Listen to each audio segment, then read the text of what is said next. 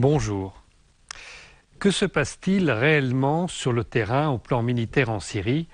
À vrai dire, personne ne le sait exactement puisque les communications et les commandes de l'OTAN ont été inhibées par le système d'armement russe dans la partie méditerranéenne de la Syrie et que pour ce qui est des opérations qui se déroulent à l'est de la Syrie, on n'a aucune réaction de la part des groupes djihadistes ou des groupes prétendument rebelles modérés.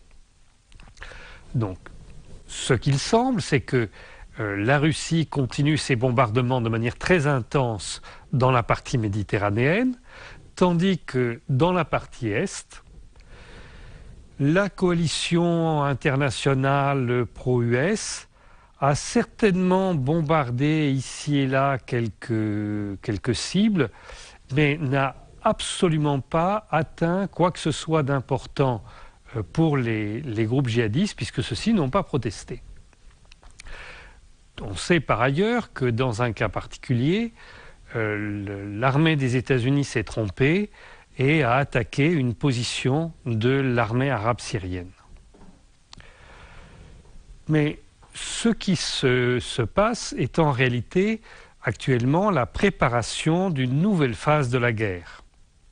J'avais expliqué ici que la France, Israël et le Royaume-Uni, en accord avec la Turquie et avec le gouvernement régional kurde d'Irak, espèrent créer un nouvel État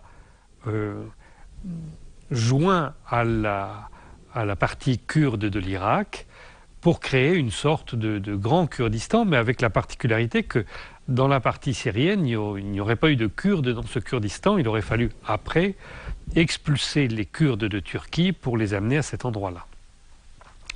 Alors nous voyons que les préparatifs de cette guerre se poursuivent tout au moins du côté turc, puisque la Turquie a déplacé des troupes en Irak, dans la partie kurde d'Irak, et lorsque le gouvernement de Bagdad leur a donné un ultimatum pour se retirer, ils ont répondu avec beaucoup d'arrogance qu'ils ne faisaient de mal à personne et qu'ils avaient des raisons d'être là, ils y restaient.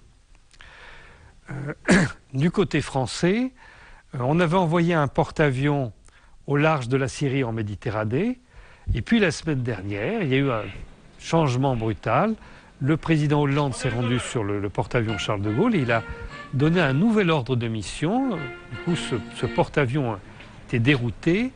Il doit traverser le canal de Suez et puis on ne sait pas très bien où il va aller après pour continuer cette guerre. Mais manifestement, la position française a changé d'une semaine sur l'autre. Les ordres sont complètement différents. Qu'est-ce qui va se passer? Personnellement, je pense que la guerre à laquelle nous assistons n'est pas une guerre conventionnelle avec deux armées face à face. Et il est normal qu'actuellement, on ne voit pas sur le terrain de changements significatifs. Mais dès que la campagne de bombardement russe va être terminée, et c'est prévu début janvier, dès que cette campagne va être terminée, alors on passera à une grande offensive pour récupérer le terrain. Et aujourd'hui, beaucoup d'éléments montrent que cette offensive se prépare. Et certainement, on verra alors, dans les semaines qui suivent, des changements considérables dans la structure même du combat ici. Est-ce que la Russie laissera les Occidentaux s'emparer du nord de la Syrie? Là aussi, je ne le pense pas. Et plusieurs éléments montrent que les Russes envisagent de construire une deuxième base militaire à l'est du pays.